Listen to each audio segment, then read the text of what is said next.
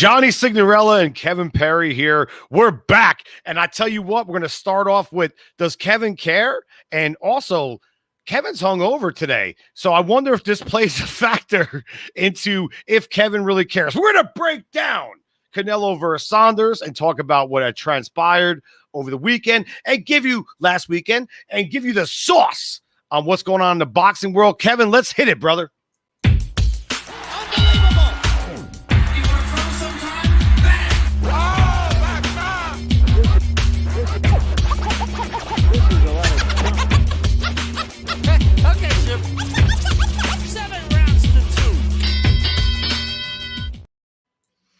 All right, brother. How we doing today? I'm doing pretty good. Took a little power nap, and I'm ready to go. Is that your cure for the hangovers? Because for me, it's either I try the Gatorade water, bananas, coffee, and if that doesn't work, I just have to start drinking again to, just put myself back together. They call it the hair on the dog. That's what they call it. That's what you're telling me. Yeah, I had a huge bowl of soup, and took my nap, and I'm good to go. So you got it in last night. You went to a party. Tell me about this party, man. What were you drinking? Be honest with you, after a while, I don't even remember. Now it was weird, like Cinco de Mayo, tequila, beer. We're eating tacos and bean dip, and just having a good time with my wife and some of her coworkers. That's what's up, man. That's what's up. So we're going to talk about possibly having a good time. Someone that usually fights around Cinco de Mayo weekends or just around that period has now been Canelo. The torch has been passed from Mayweather, who used to occupy those dates, to now we have Canelo doing that. Kev, let me start off with this. Do you care about Canelo versus Billy Joe Saunders? Yes, I do care. I'm kind of looking forward to this fight quite a bit, and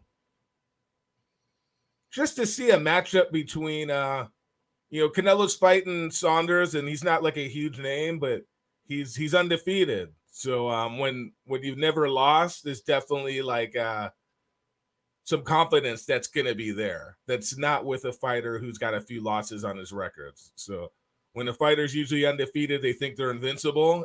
He's going to come in with a sense of pride to not lose his unblemished record. So I look forward to seeing what he brings to the table, what approach he's going to have to the fight. I think everybody's kind of having this preconceived notion that he's just going to come in there and run around the ring, try to run circles around Canelo. But I definitely don't think that's going to be the case, because obviously he's from England.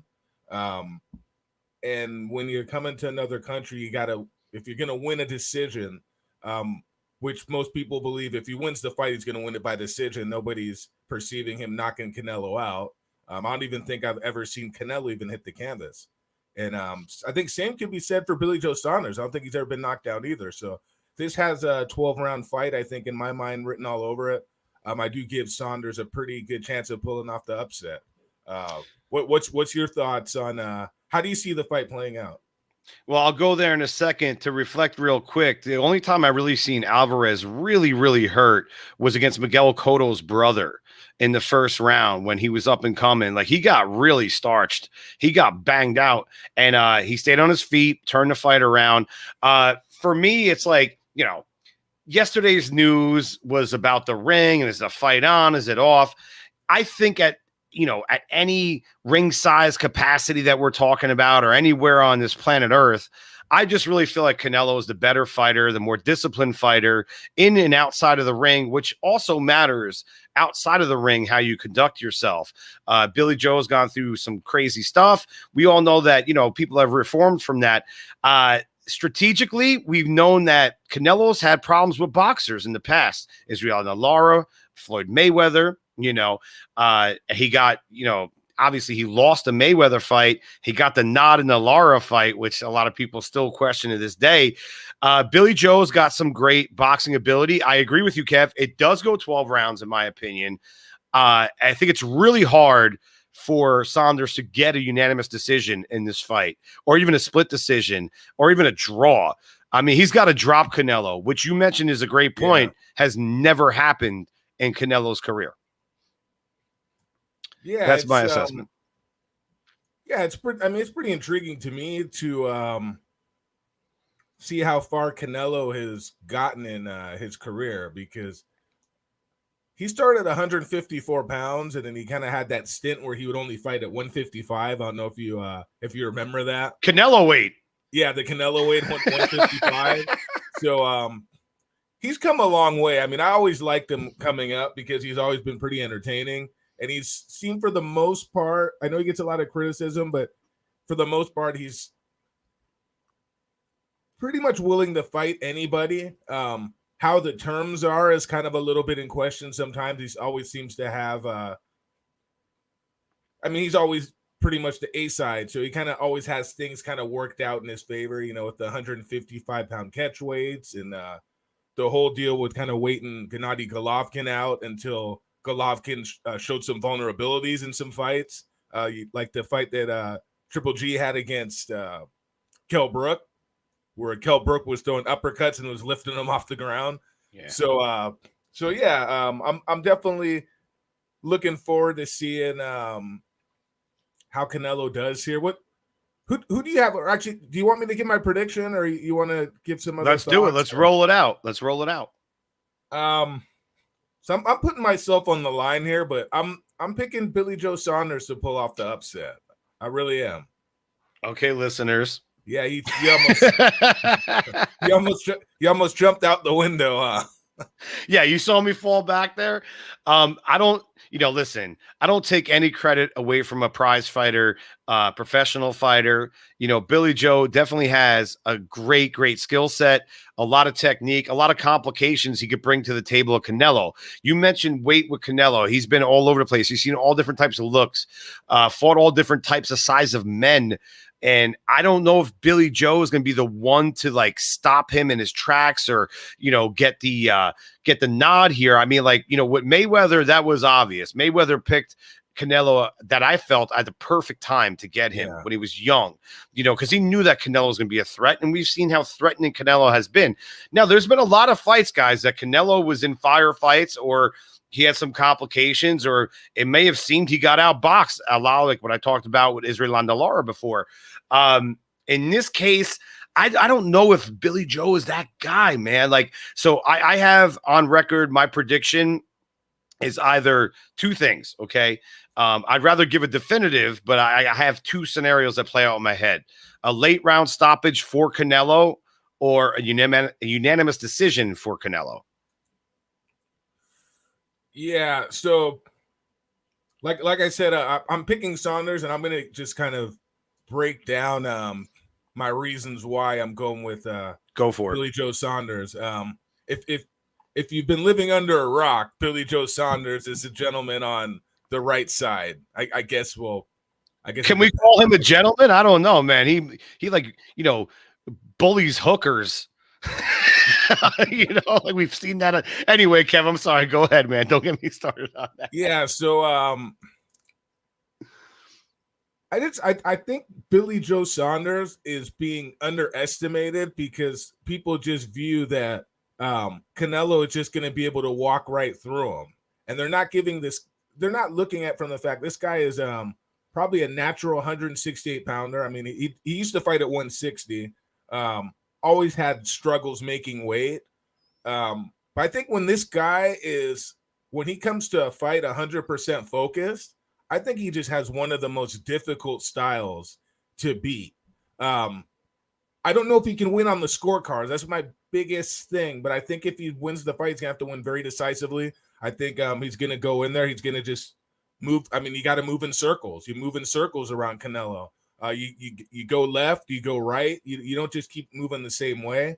You pick them off with jabs. You make them reach for shots. You got a reach advantage. You got a height advantage. And I think he's going to be able to utilize it. I think at certain times when he's going to kind of Canelo's going to set some traps for him, and I think Canelo is going to do very well in the fight. But I think as the fight goes on, I think Billy Joe Saunders is going to kind of make Canelo not look as superior as he's looked in some of these last few fights. And part of that is just the opponents themselves. So I'll give you an example.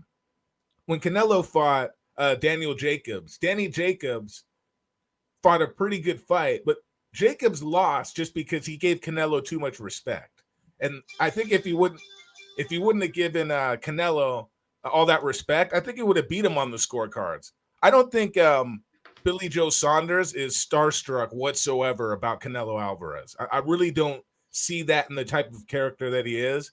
And I think he's going to display that in the fight. And I think at certain times he's going to bite down and get into little small exchanges here and there just to kind of sway some of the rounds in his favor. Because I think if he thinks he's just going to get by just on boxing alone and just kind of keeping Canelo on the end of his jab, I don't think that judges are going to give him the rounds. Because I saw that when Canelo fought Erislandy Lara, he definitely was – Lara was beating him most of the rounds, and I thought the rounds that Lara was winning were pretty clear-cut. I mean, all I saw Canelo doing was punching at air.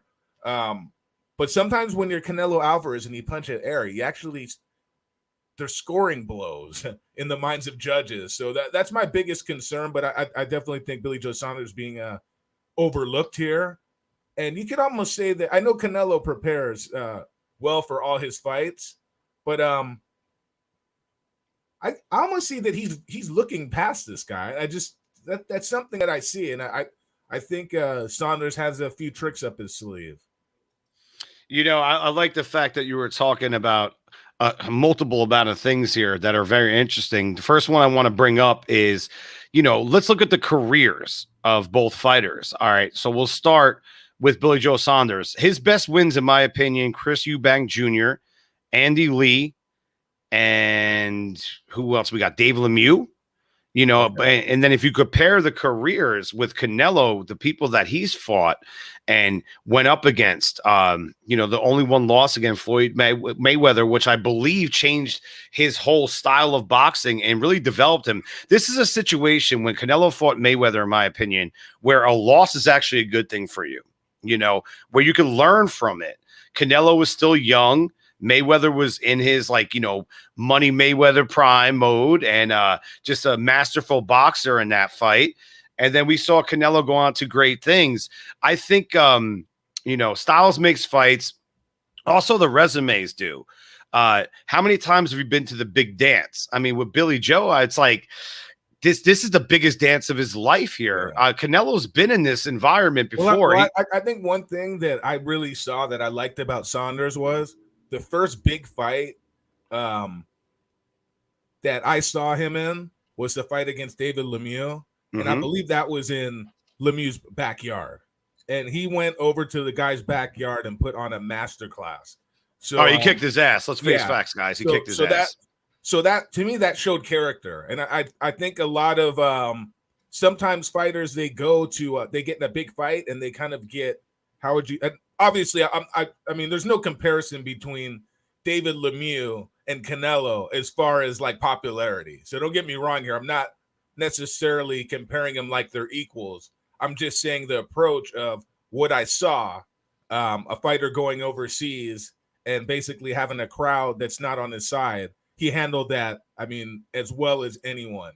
So, and this is going to be that times 10 because I believe there's going to be 60, 70,000 fans there. Probably about 90% of them are going to be probably Mexican-American fans or people basically who just know Canelo. People that have no idea who Billy Joe Saunders is. And I don't think many people who are going to be there are going to be there for Billy Joe Saunders. And I think he relishes being the underdog. So that might be a motivation for him to kind of go in there and just embarrass the hell out of Canelo, just kind of make him look bad, make him swing at air, make him, kind of make him look foolish.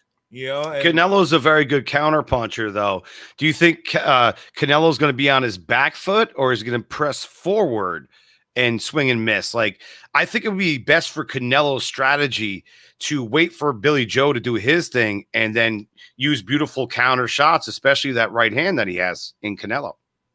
Yeah, I don't see him fighting that fight. I think he's gonna set traps at certain times, but I think for the most part, I kind of see a pattern on how he's been fighting these last few fights. He's pretty much just coming forward behind that high guard, trying to cut the ring off, but just putting a lot of pressure on his opponents, and then getting them into exchanges, and that's when he kind of throws his counter punches.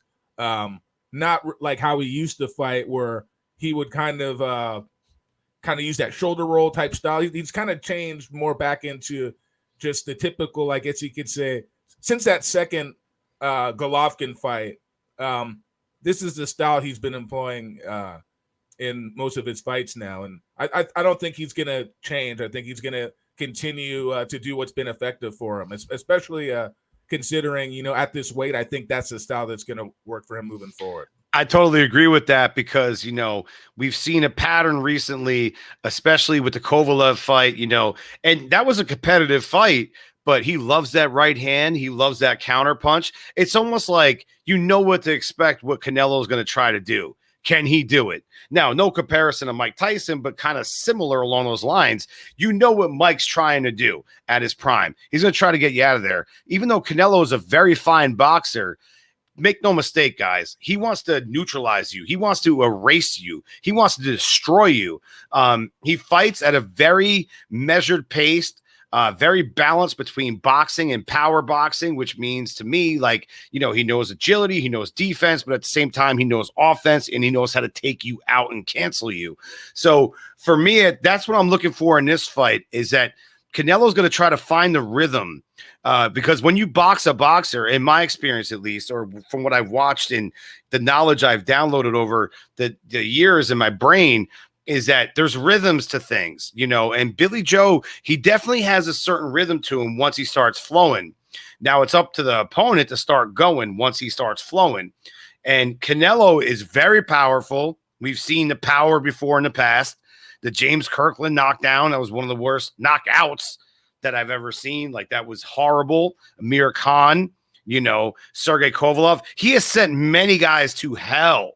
And, whether people could say this person has a chin or this person has been drinking too much, blah, blah, blah. With Canelo, though, is if you look at the guys that he's knocked out for the most part in his career, the spectacular knockouts, they've been against fighters that are not known for having great defense. I mean, James Kirkland, that Yildirim guy, I mean, that guy was just horrible.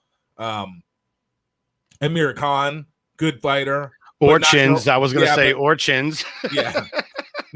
Not known for being a great defensive fighter. So you kind of see a pattern there. When he fights more guys who are more boxers or boxer punchers, he struggles a bit. He has a hard time. The scorecards might say otherwise, because some of the scorecards, I mean, even that Floyd Mayweather fight, that judge that scored the fight even, I mean, they must have not even been watching the fight. I mean, was the judge even at the fight when they scored 114, or was that a robot or something? I mean, I could say a lot of things here. Completely disappeared off the face of the planet. So I was so confused. You can see it on Floyd's face too. It was clear as day that Mayweather just handed this guy's ass to him for a boxing lesson. Made him look foolish. And Floyd made sure that judge never got another assignment after that one. He wasn't a part of the money team anymore? Yeah, definitely not. Made a huge mistake there. It's if you want to get another assignment, at least be in the realm of reality. You know what I mean? Oh, absolutely. So Kevin's final prediction. What do you got in terms of how it's played out? You have Saunders winning. For the listeners, sir, let them know. You got a UD. You got a split decision. You can beat me up on Sunday after Saunders. Well, I'm going to get my ass kicked right now about my prediction from last week. So we're good. Hopefully we keep it even. Yeah, I think my prediction's a little bit more logical than the one you had from last week. But I got things to say. I got things to say. You want to move on to that right now and talk we'll move about on to that. My final prediction. We're going to move on to that. We're going to move on to Ruiz versus Arreola. My final prediction for Canelo versus Saunders is again, guys, late stoppage for Canelo or unanimous decision win. All right, so let's move on to this fight. All right, now Kevin was right. He was correct. But my man Arreola put his ass down in the second round. He got that flash knockdown that was kind of on the back of his head, but Ruiz definitely didn't say it was not a legitimate knockdown. It was, if he says it was legitimate, then I agree it was a legitimate knockdown, and he did rock Ruiz a couple times, so definitely made a better account of himself than I expected. I'll say that. So kudos to you. You kind of got a little bit of points for picking the upset, even though the upset didn't happen. Arreola fought definitely a lot better than I expected, so I give him credit for that. I think he's going to get another decent payday off that performance. You know what the thing is with Arreola, I think it's the age. He had a good pace and tempo to start the fight. He looked really good. He was, not over expending his energy and like being sharper and moving around, not getting hit as much. But I think he just gassed, bro. Like, no disrespect to Ruiz. He did the proper adjustments, because we saw that in that fight too, that at another point in time, the referee could have called a knockdown towards Ruiz in terms of Ruiz's ass hit the ropes off of a punch. And if the ropes hold you up, you could start a count there. Be that as it may, I just think the pace, being that he's older now, Arreola, been through many, many wars. I'm not saying he's shop worn by any means, but he's been through the ringer quite a number of times. And let's face facts. Andy Ruiz is very fast. He made great adjustments halfway through the fight. You started to see that hand speed. You started to see the confidence. The ring rust started to dust itself off. And that's where I knew after the fifth round, I'm like, man. But I was excited when it happened, though. In the second round, I was definitely shocked. I was shocked by the knockdown, too. Arreola's powerful. Yeah. He's a powerful guy. But I heard a lot of people kind of saying this was a great fight, and I didn't think it was that good of a fight, to be honest with you. I thought the first 3-4 rounds there was some action there, and I think once Ruiz kind of settled into the fight, I think he just figured, you know what, I'm just gonna outbox this guy. I'm not gonna get myself into too many exchanges, because pretty much this guy is just trying to land a lucky shot. He cannot outbox me. And that was the fight that I saw. And I think all the F-bombs with Arreola after the fight about, him not getting, respect from the judges and whatnot. I mean, I'll be honest with you. I almost have to agree that he didn't win more than maybe 2 rounds. It's kind of one of those things where you kind of get caught up in the moment, because when an underdog does better than you expect, in your mind, you start giving him rounds that he's really didn't earn. And I thought Ruiz was just a more consistent, steady fighter. If you watched the fight and broke him up into 3 1-minute fights in each round, it would be a pretty easy fight to score. You see the guy who's dictating the pace. Arreola wasn't throwing a lot. He was just looking for one big shot to hopefully end the fight. But as far as it, I just didn't see in his strategy that he was trying to win rounds. I just really didn't. And as the fight went on, it just got more one-sided. I'm not saying that Ruiz was dominating the rounds in the sense where he was hurting Arreola a lot, but he was the guy that was doing more in pretty much all the rounds. And I think he definitely deserved the wide decision that he got. I mean, I know a lot of people disagree with me, but that's just my view on it. Well, I agree with you, is that Ruiz certainly won the fight. After about the 5th round, I started to see where it was going. And even despite the knockdown he suffered in the 2nd round in Ruiz, I was like, I can see where this is going. The writing's on the wall. And you're right. There is something that the spectator does when someone does a little bit better than you think, or if you bet money on them or you're a fan of them, you start giving them like extra rounds. But I always watch boxing very honestly, regardless of what I want, regardless if I have money on it or not. Regardless, I always try to watch it like very, very honestly. And I knew Ruiz had won that fight. There was no doubt about it. When he started putting those combinations together, showing the hand speed, showing power, because he did hurt Arreola. He did hurt him. For Ruiz, his conditioning looked better. I think the next fight for him I'd like to see would be Deontay Wilder. I think that would be a great, great matchup of just completely different styles from completely different walks of life. and I think it would get a lot of buzz. What's your thoughts on the potential of having Ruiz versus Wilder? I mean, I would like to see it. I just don't see it. To be honest with you, You don't see it happening? No, I not. I mean, if it does happen, I don't see it as a comeback fight for Deontay Wilder. I don't see it happening in the near future. I think the fight that they were actually talking about was Luis Ortiz against Andy. Oh, I heard that. Yeah, that makes sense. That's yeah, actually a pretty good fight. Yeah, I don't know if Andy Ruiz would take that fight because I think he's trying to. I don't think it really does a whole lot for him. It's a more bigger risk than reward, and he is the Mexican American fighter, so he's definitely has more of a fan base than somebody like Luis Ortiz, who probably doesn't bring. He just brings his fist to the table. He doesn't bring any fans with him. So, but I like Ortiz. I mean, he's a really good fighter. That's absolutely a fight that I'd like to see. I just don't see Ruiz going in that direction. Sorry.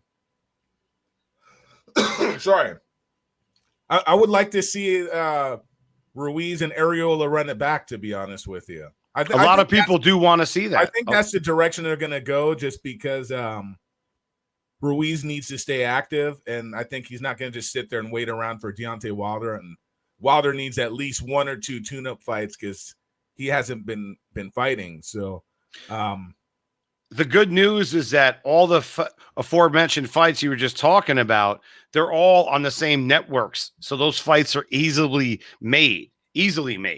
You know, you have Deontay Wilder, you know, with the PBC. You have Arreola, who frequents on the PBC as well. You know, you have Andy Ruiz, who also is there, and Luis Ortiz, who has also been on the network multiple times. Luis Ortiz always brings it. I don't care if they talk like Coming to America style. He's 137 years old. He might be.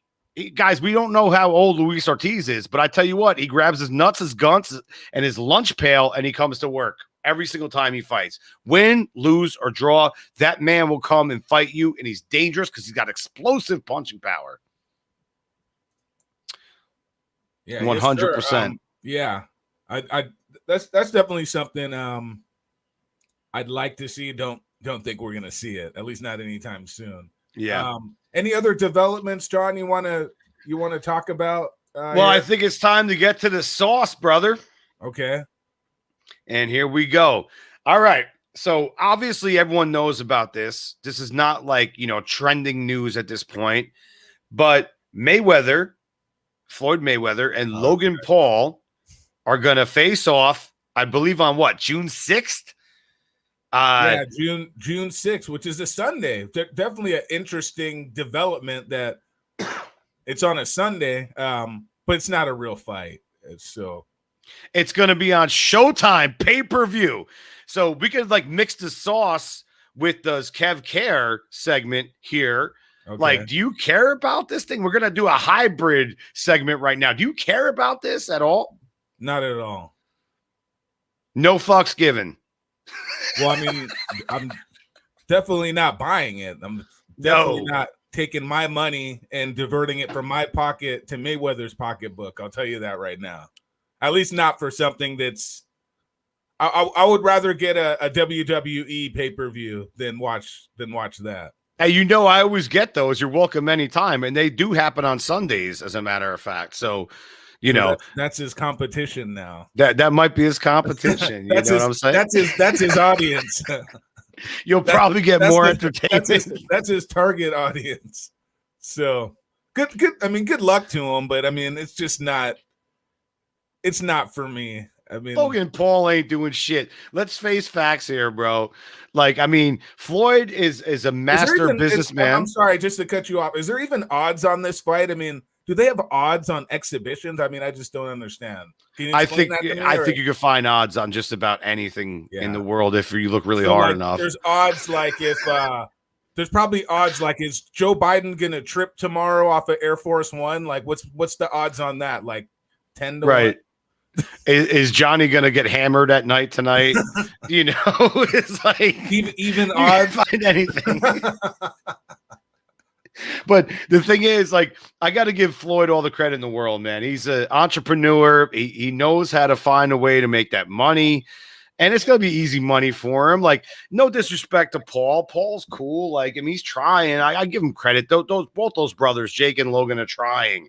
And anyone that gets in a ring, I salute you. I give you a round of applause. Hey, John. So I got an idea for you. Sure. This is a pay-per-view that we're gonna string together. Yeah. We're gonna get. I'm gonna train you against some other boxing writer, and we're gonna put it on pay-per-view. A bunch of boxing writers are gonna fight on a big pay-per-view. I love this idea.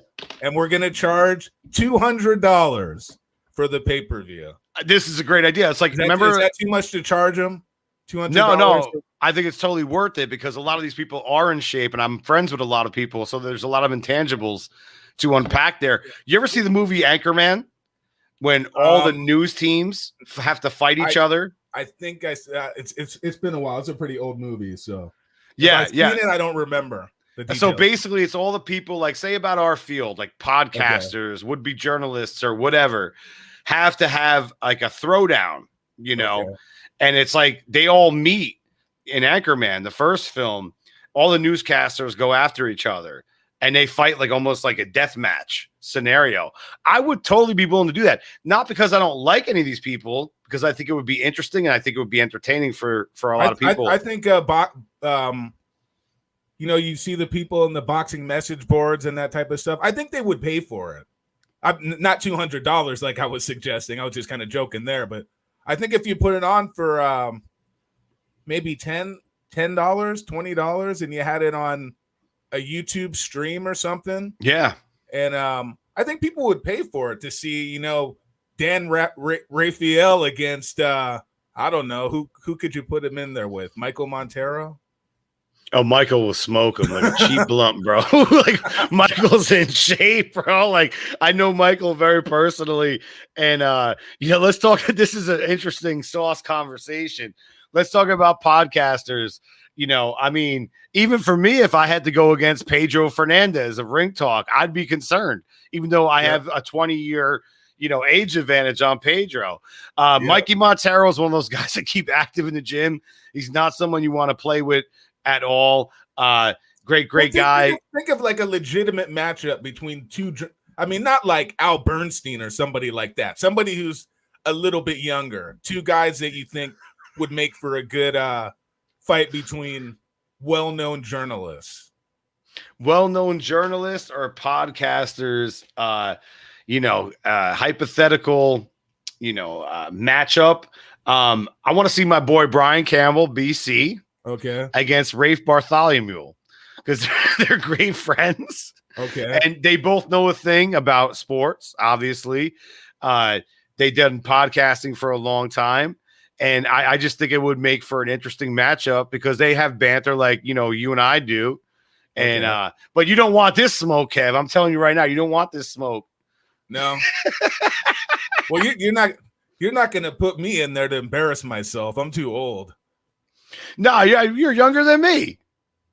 No, I'm actually a little bit, but once you hit over 40, everybody's the same age pretty much. I'll say this too, my man Billy C. Okay. You could put him against anybody out there. My man Billy C. just on his mustache look alone will take someone down. Like, you're gonna be like, remember when Mike Tyson walked into a ring back in the day? And people like lost the fight in the dressing room. They lost the fight in the ring before the bell even sounded. Billy C's mustache will do that to you. So I'm going to say Billy C he would be the one that wins the tournament. Like, let's talk about like the biggest people here. We got Steve Kim, Mario Lopez. We got a lot of great people out there that do their thing. David Duenes, leave it in the ring. If we all had a big tournament, including myself, yourself, everyone that's in there at the top boxing pods. Okay. I think when the smoke clears, Billy C is the undisputed champion of, destroying the podcaster journalists of the world. So which out of these journalists are actually fought in the amateurs or any of the you know anything about any of these journalists' background as far as being athletes or sports wise? Anybody that actually beyond just working out in the gym, because working out in the gym is not fighting, but I'm just saying from a standpoint of any of these guys fought any amateur bouts? I know you said you fought in the amateurs for a while. Yes. Anybody of note who's a writer who actually does have some amateur bouts under their belt? Or we know who that is, Pedro Fernandez. I mean, he won several Golden Gloves, trained with great people, done great things, and he's an absolute badass, man. A lot of them, you know, I know that they train. I know that they spar actively. They get in the ring, you know, but competition is different, of course. Competition is very different. Pedro, I know, is a highly decorated amateur, and I love that when Pete talks about his mother, how much she pushed him to get to the point where he was. Like, he doesn't take any credit for it outside of what his mother did for him. And I'm going to send him this segment so he knows how much I love him, you know, and how much we love him. But Pedro is the real deal. That's why I said, if I get, like, say, through the first round, like, say it's like me versus like Chris Mannix or some shit, right? And say I win that fight, you know, and I know Chris Mannix actually spars and does a lot of activity. So now say I get past that, and then my next bracket on the tournament is Pedro Fernandez. I know I'm fucked. Like, because he's gonna kick the shit out of me for more reasons than just boxing. Trust me. Yeah, that's true. Yo, he'll have some shit. This is a pretty interesting conversation. I mean, this is an amazing conversation. This is something I definitely would like to see, but at the same time, it takes a lot to get into to ask a guy who's over the age of 40 to get in a boxing ring and it's not easy gloves to do. On and punch some other old man in the face. Oscar, you listening, Oscar? You know, whenever I think of Oscar De La Hoya now, I just hear the thing from Triller, like, "Come on, baby, let's go, baby." But I tell you what, Oscar De La Hoya, like, I mean, we saw it. We're recording Mayorga. Like, when he got nailed by Oscar, like, he was so surprised by that power. Oscar De La Hoya had some snap in that left hook. Now, granted, that was his power hand. He fought reverse stance. He's naturally lefty. But that was some impressive stuff. I might throw this out there and be like, hey, everyone in the podcast universe and boxing, I love you. We could all piece it up. That's what boxers do afterwards. Yeah. We could share a meal and all hang out, you know. It's like when I saw my man Steve Cunningham and Frank Mir the other night when they were on Triller about 2 weeks ago, they all went out for dinner with their wives. They're gentlemen. Like, it's a gentleman sport, fighting, combat. So that would be an amazing challenge when you think about it. You know, whoever wants to enter the tournament, you know, we'll do like, I don't know, 3-minute rounds, because Pedro wouldn't do 2 minutes because I already talked to him about that. He's like, no, I'm not going to do that shit.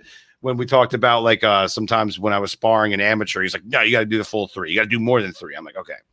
But having said that, if we could, like, find people that would be willing to enter this tournament, you know, obviously we'll all get, you know, medically cleared and show a lot of love.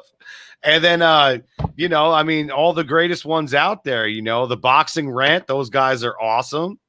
You know, Kenny and Vince. There's a lot of people that I think would have the audience that we all have and they all have. I think a lot of people, it'd be a great gift to the world, I think. Yeah, it's I'd like to see it. It's just something that popped into my head. So I love it. This is why the sauce happens. We're cooking that shit. We're cooking that sauce. Sounds pretty cool. So just to kind of talk just briefly about Oscar De La Hoya, since I brought him up. Do you know who he's fighting, or who would you like to see Oscar face? Is he gonna face a washed up UFC fighter? Is he gonna face a real boxer? Is he gonna fight some football player or something? I think it's gonna be something along those lines. Maybe they give him some, Holyfield, you know. maybe. Well, Holyfield has an assignment coming up, brother. I want to see Oscar De La Hoya against Evander Holyfield. That's what I want to see. Oh man, wow! This is like real fantasy matchups now. I think Oscar's going to take a safe bet. Just since I threw it out there. And this might be a question when you post this, John, I want you to ask this question in the comments section. Who actually wins a fight right now between Oscar De La Hoya, the Oscar De La Hoya of today, against the Evander Holyfield of today?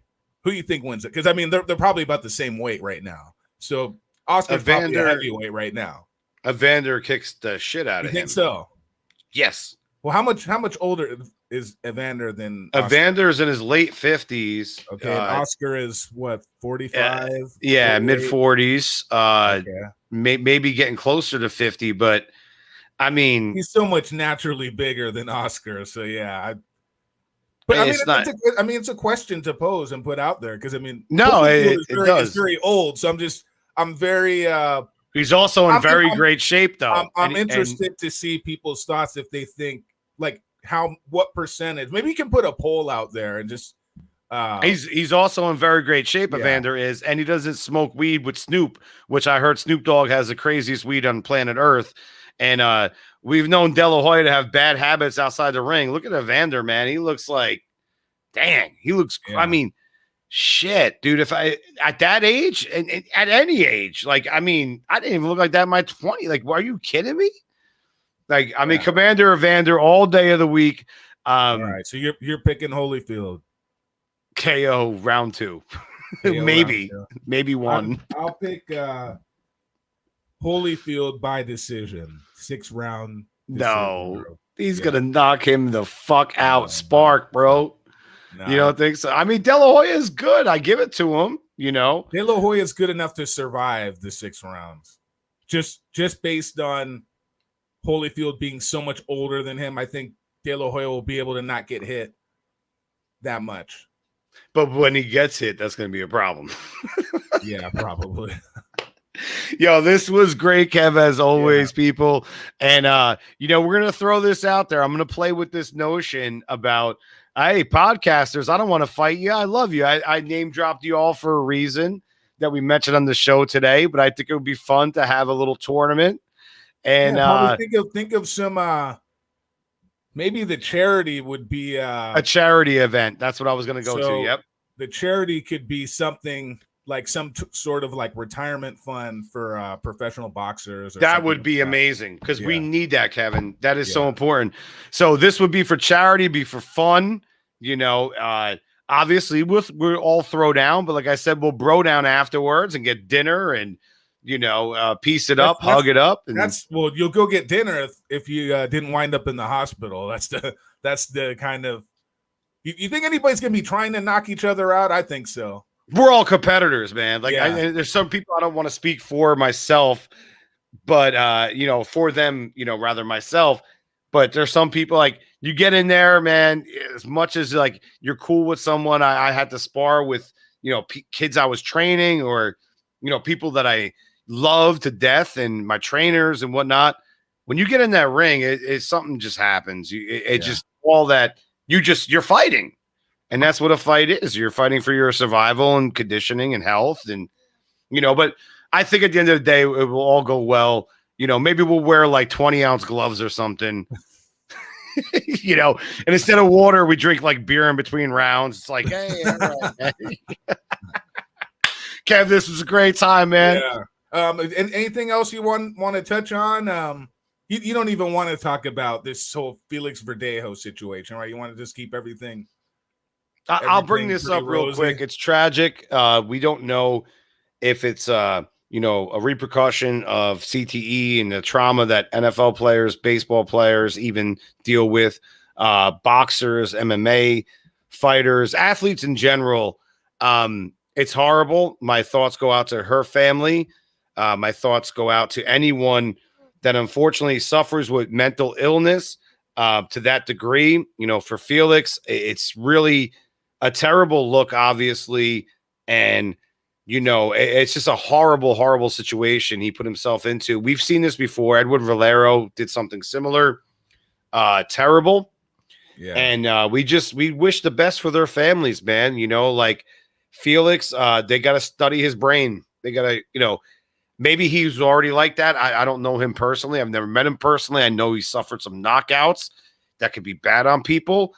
No excuse, no excuse I mean, whatsoever. It just seemed like it was just so out of the blue. So I Very really out of nowhere. I really didn't want to speak on it just because what's been said about it has already been said. Yes. I really hope he didn't commit this heinous act. But as far as the stuff that's kind of been reported out there, it's just not looking. No, I'm pretty certain he did. Yeah. And everyone's innocent until proven guilty. And, you know, it's like, I don't want to make. The facts are not. Not a good look. Good for it's him not a good look. And it came out of nowhere, but it's not a good look, you know. And we get tragedies. I mean, this kid, too, I mean, I just remember when he came out of the Olympics. I mean, this guy just had superstar. He had the look, you know, of a future potential superstar. And it's just crazy how things just can turn like in a split second, you know. And it's wild, man. Yeah, it's just. That's why I said study this man's brain. Shocking story. I mean, out of shocking story after shocking story when it comes to boxing. I mean, you know, this sport, it's man, so absolutely with tragedy, you know. It's terrible. And again, in closing, is like my heart goes out to that family, that beautiful woman, you know, that lost her life and her unborn child. You know, that's just, it's really tough, man. Like when you think about it, and it's like, again, there's no, I can't have sympathy for a guy like Felix, you know, like there's none. It's like, man, that is the most crude act you could do on the planet is take someone's life and then take a baby's life, man, an unborn baby. Like they got to study that guy's brain. I don't know why humans are capable of this. And I get very passionate about these type of things because even though I like combat sports, even though I like action movies and all that type of shit, peaceful guy, man. I'm fucking Buddhist. You know, I don't want to see anyone get hurt. Even my worst enemies, I don't wish anything bad on them. So, you know, to her family, I give you much love and big up and respect. Yeah, it's wow. Just very tragic news from this last week. So absolutely. So I guess we can just kind of end off there. Wow, looking forward to this weekend. Just to see how this fight between Canelo Alvarez and Billy Joe Saunders. Are you coming over to my house, or we're gonna watch this together, or what? Well, I don't have the zone, so it don't matter. There's other ways to get into the zone. The radio. Yeah, we'll put it on the radio, dude. Okay, all right. Okay. That's the code word. Radio. That's the code. That's what I was like. It's like, yes. The code word is we're gonna put it on the radio. No, yeah. I got us covered. All right, cool. So episode 14 of Kayonation podcast. See you next time. This is Kevin Perry and Johnny Sig.